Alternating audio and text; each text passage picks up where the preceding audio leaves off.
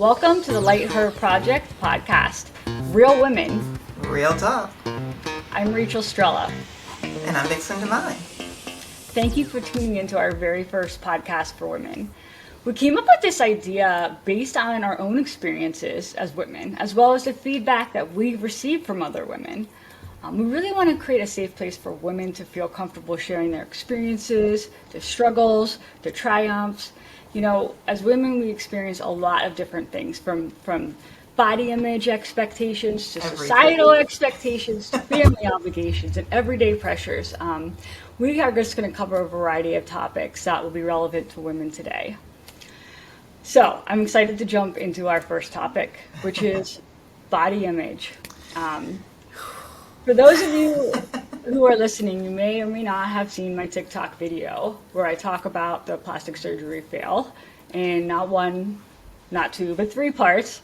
And I was shocked at the amount of feedback I received. I mean, I've had over 1 million views on the first 2 videos, over thousands of comments. So this tells me that this is something that a lot of women are experiencing. A lot. And I think it gets more challenging the older you get. But I could Absolutely. For me personally, I've always had certain body image issues. And for me, that tummy area has bugged me. I remember when I was in college and I called it the pooch. My roommate called it that. You know, it was just a little tummy then. Man, I would kill for the 21-year-old tummy that I had versus the 42-year-old tummy that I have. Either way, all in all, I'm happy with my body, but there are always those little things that you want to improve. Yeah, just kind of little things. Yeah.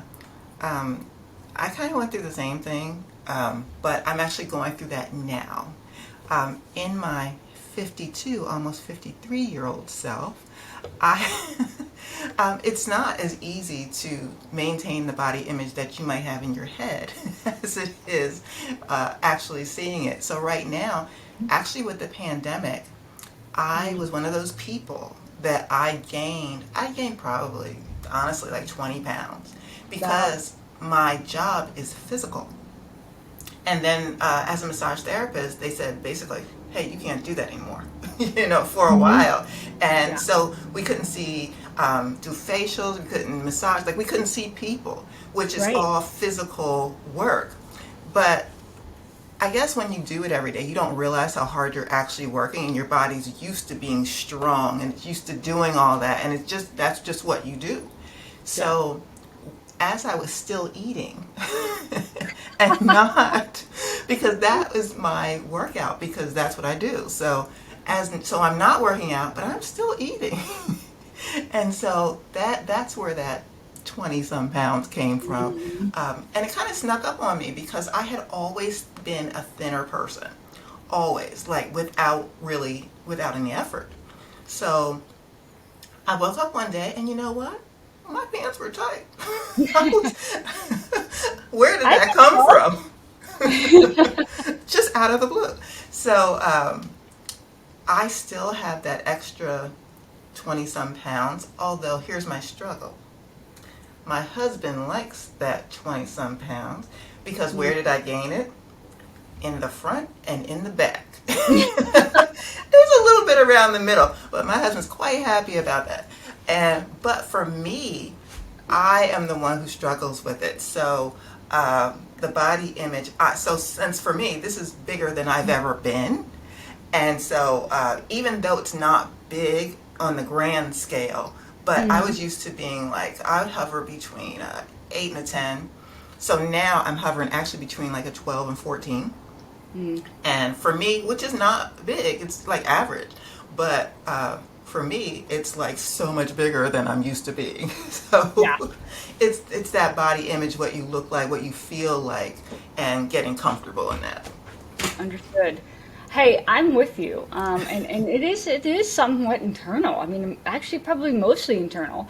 My husband has never complained about how I look. It's always me complaining. He always says, "You look beautiful. You look great." He means it. It's just that internal struggle. It is. Women, I find, and this is, I can't even think of a woman that I've talked to that says that their husbands really complain, or their boyfriends Right. really complain. Yeah. Um, it is really mostly them complaining about themselves. You Yeah. know, us complaining about ourselves. Hmm. Truth be told, in most cases, men actually like a little bit more on you Hmm. than, because we have things that men don't. You know, we've got the hips, they don't have hips. We've got the boobs, they Right. don't have boobs. So it's like that's a feminine look for them, you know. Hmm. Um, so we're showing what they have, so they're happy with it for the most part. And I always say for the most part or most, because there's always that one person, that couple people somewhere that you know, really likes a very very extreme, either Yeah. very thin or very heavy. You know, there's that part. But for most people, that's what I've seen, and I've seen a lot of women, a lot of women. Yes, you have. Well, I'm just want to talk about what we're seeing right now. So one of the things that I'm doing, keeping my eyes open. It's funny how things kind of come to you when you're on a certain wavelength. So I Yes. didn't notice this before, so maybe it's new, maybe it's not. But at the gym I go to, I belong to Planet Fitness, and I first noticed it in the bathroom. There was a sign that said "No Selfie Zone." I thought, well, that wouldn't make sense in the bathroom anyway. But then I'm on the treadmill and I'm like, there's one out there in the hallway, "No Selfie Zone."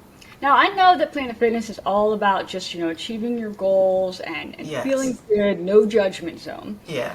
The no selfie zone sign, that was different for me. And it made me think a little bit about, are we trying to promote this culture of body positivity? Is that what this is for? We're trying to, I mean, some people feel better when they take a selfie of themselves and they're doing something at the gym and that gives them encouragement and their audience gives them encouragement. But the no selfie zone thing was really interesting to me. Well, I think there's two edges to that sword. Yes, if you take a selfie, I mean, it's known that you lift some weights, and immediately after you lift those weights, you're pumped up. You know, you have a bigger you. So, Hmm. you know, taking that selfie of the bigger you uh, Right. may give you a great boost. However, at the same time, the person in the picture behind you that you didn't mean to take, and they see you with that camera, um, True. may not be thrilled about the fact that you're pumped up, or actually may not care. All they care about is, oh my God, I feel so bad. I don't want anyone to take my picture. I've been trying to lose 10 Right. pounds. It's not coming off. You know, that's all that they see. And Mhm. they may never return because people take selfies. That makes a lot of sense, and it was something I thought about. You don't realize how many people are around you when you're taking a selfie that could be in that backdrop. It makes total sense. Yeah, I was at what was it, Disney on Ice, and my daughter and I, you know, took the selfie, you know, and I didn't even realize that the people in the background were in the background until later on when I went to show that picture, and I'm like, oh, there are people Mm. back there, and I don't know who they are. Uh, you know, so I would have really had to, you know, gray out that background or something like that to get rid of these people. Um, and me, I don't know. You know, I'm not a lawyer. I'm not. That's not my field of expertise. All I was thinking about was, oh my God, I can't put that up because somebody's going to sue me. That's all I think about. Yeah, it's a public place, but that's what I think about. I'm like, oh, I don't know. It's a slippery slope. I mean, and that leads me into the next topic too. Just social media. I work in social media. I've been working social media for 13 years. It's everywhere, and the Lisa Show, which is through BYU Radio, they have the whole series, a 12-part series on body image for women. And I watched one of them because one was specific to social media. And I feel like I'd be remiss if I didn't mention this. One of the things that she was talking about was, she's somewhere in our age group, let's just put it that way. And, the feed keeps giving her ads that she's seeing that other people in her community have endorsed, whether they use that product or like that page or whatever that is. Okay. She feels a sense of connectedness because somebody in her community already has something to do with that product. And so it's just double-edged sword with social media. It's like we want to connect with people, but there's that other side of it. There are the people that are creeps. There are, the trolls. There are the ads that you get served. Nothing in life is free. And social media is no exception to that. And I think one of the things I've really learned, putting my experience out there on TikTok, which is something I probably would never done 10 or 15 years ago, is that, why? Like everybody is experiencing something, they're gone through something or they're going through something, and that vulnerability aspect is so important for you to be able to actually form real relationships. I really truly believe that. Not that I'm looking to form a BFF through TikTok, but You never know. I've heard from so many women who dealt with a similar situation, and they felt better having someone else that they could relate to. Even though it was a bad experience, we weren't alone. And I think that's the whole point. That is, it's supposed to be, social media, I think, was designed, actually, it was designed for bad reasons. But it ended up being a place where you can do so many different things. And one of those things is the connection with people, as you said. But to your point, as we get bolder, we get older. There are things that you would not have done in your younger self that you're like, oh, screw it, I'm going to do it anyway now. You're like, as you get older, there are just things that you're like, I'm ready. Yeah. Modesty leaves you, like so many things leave you. But yeah, because of that, your age, and for the women that are watching us, they're probably, the 13-year-olds are probably bored, so they've left already. They have no idea what we're talking about. But for the ones that are our age or older, we do understand that body image with social media is a big deal, especially the camera. The camera now puts on 10 pounds, at least, so now I'm 30 pounds heavier on this camera than I would have been if you met me. So that's even worse. Control that angle. But I will tell you, I think social media can be used for a very good connection, very good imaging, if it's done right.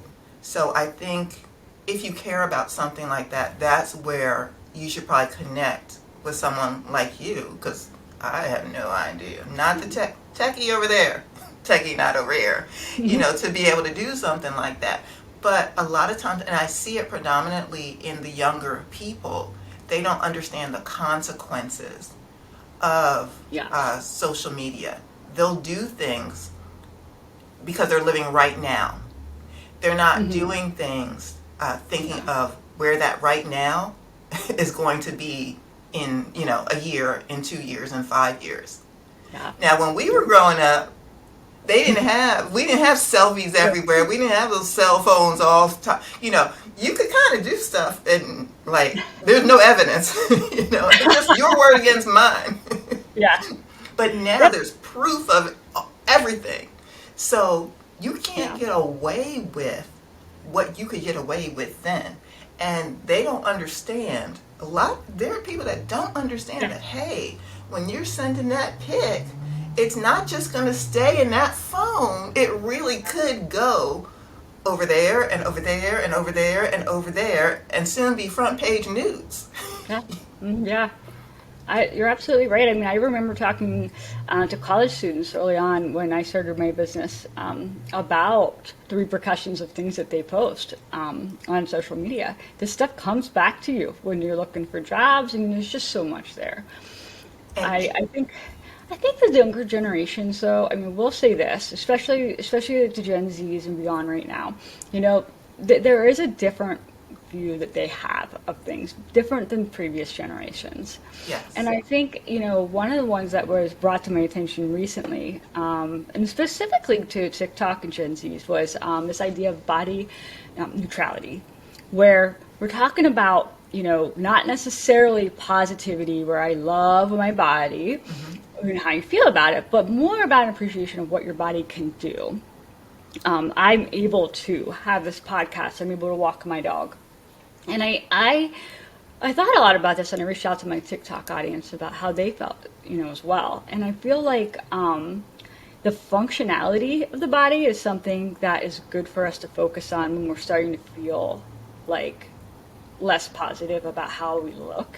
And I notice it even more as we age. I mean, I'm going physical therapy right now for a residual back issue, and my body just cannot do what it did 20 years ago. So my appreciation for what my body can do is heightened tremendously. Well, okay. I'm glad that you know, though, that you can't do Yeah. what you could do 20 years ago, because there are some people that still haven't gotten a handle on that. So that's really good. Like the issue that I'm going through right now as far as positivity, I find, though, with seeing in my profession, because I see so many women on a constant basis, we talk a lot.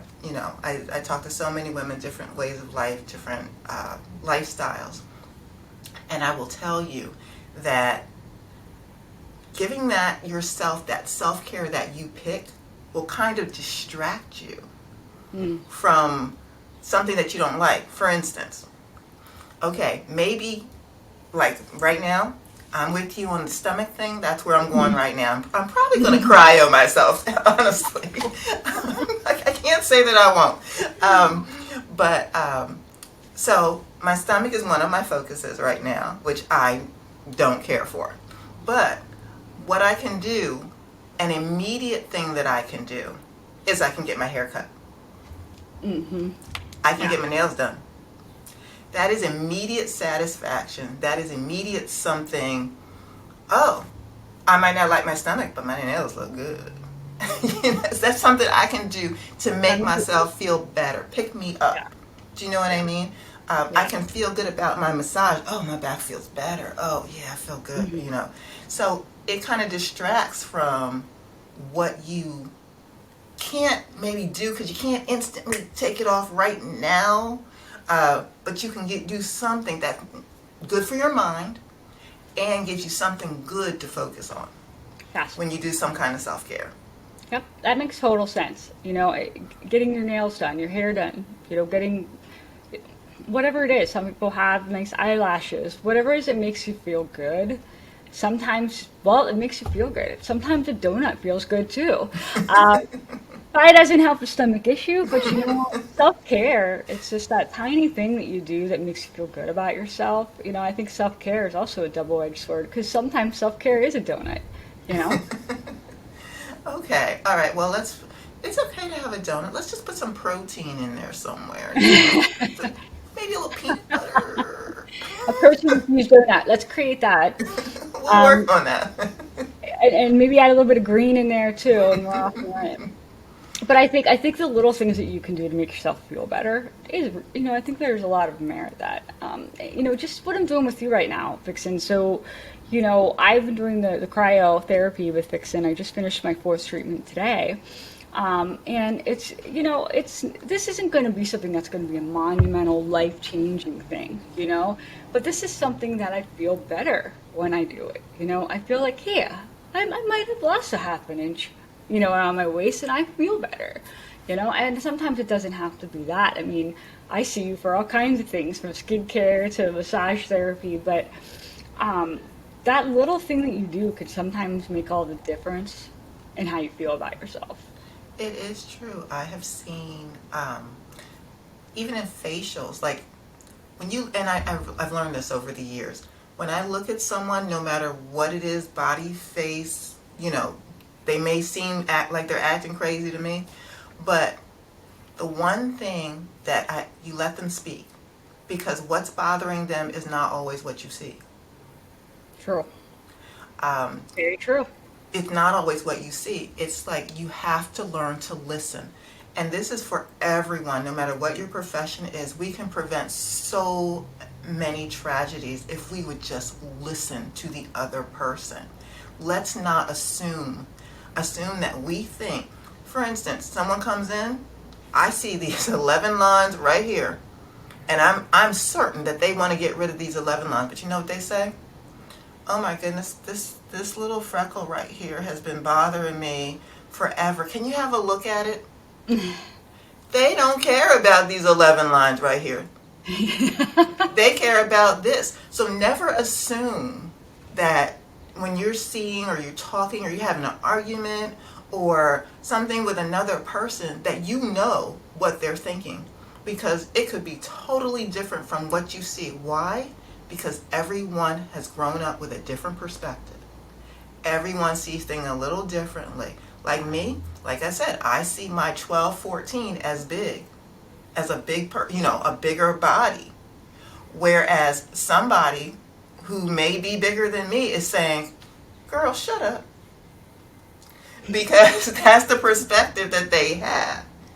You're absolutely right. I'm so glad you mentioned this for two reasons. One, one of the things I talked about why I had plastic surgery to begin with, was it was something I felt like I could control. I have profound hearing loss, which is why I'm not wearing the headset right now. It wouldn't work with my hearing aids. Hopefully everybody can hear me okay, and it's all working out. But I can't control that, and anyone who has hearing loss knows you can't. There's not a whole lot you can do to ever fix that. And I'm still not a candidate for anything surgical at this point, like cochlear implants. So for me, being able to have something that helped my stomach, that was just that one thing that I wanted to do where I felt like I had some sort of control. So I totally get what you're saying there. But secondly, the small things that other people see and their judgments are just really interesting, because now that I put myself out there on social media, and here I am thinking my tummy is this problem, I can't tell you how many people have said to me, did you have a stroke? Like, they're asking me this, and I'm like, what? And I'm asking somebody, why was it? Well, it turns out that the scar I had, which is from a motor vehicle accident, and my jaw misalignment from breaking my jaw in the motor vehicle accident, is what's making my face droop a little on the left. And that's why I'm getting these comments from people, because now they're starting to wonder if I had a stroke. So I'm having plastic surgery on my face. So there's all these things, and these judgments that we form about people. So I'm with you there. Yeah, absolutely. You don't need to assume. You need to ask, and you need to listen for the response. The judgments that people assume. I remember having a Facebook discussion with a gentleman, and it didn't take me too many back and forth to figure this out. I said to him, you've never left your hometown, have you? And his response was, why does that matter? Which tells me that's no, he's never left his hometown. Yeah. Because the perspective that you have, I always say it like this, when you have a map, you can only put on your map what you know is there. So some people's maps can be pretty blank because they don't know a lot, but they may know a lot about this one little spot here, Mm-hmm. but they assume that everybody else's map is the same. But they haven't been anywhere or done anything to know how to fill up that map. So the map is very small, but they just don't know it. Yes. You are 100% right. Vixen, I am so glad that I know you. Well, I know we're coming to the end of our first podcast. I just wanted to see if there was anything else you wanted to say about this topic.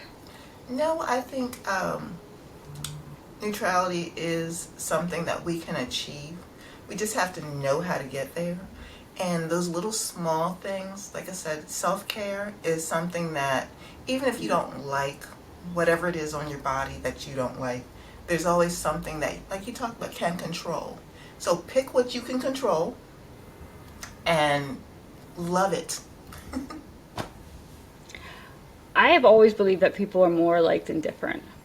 And while we seem or look different, we're really not that different. And I've been an advocate for vulnerability, putting yourself out there within reason, and allowing the community to be open to hearing your story and sharing their story too. And I think that's part of the reason we started this podcast. We really just want to have a safe place for women.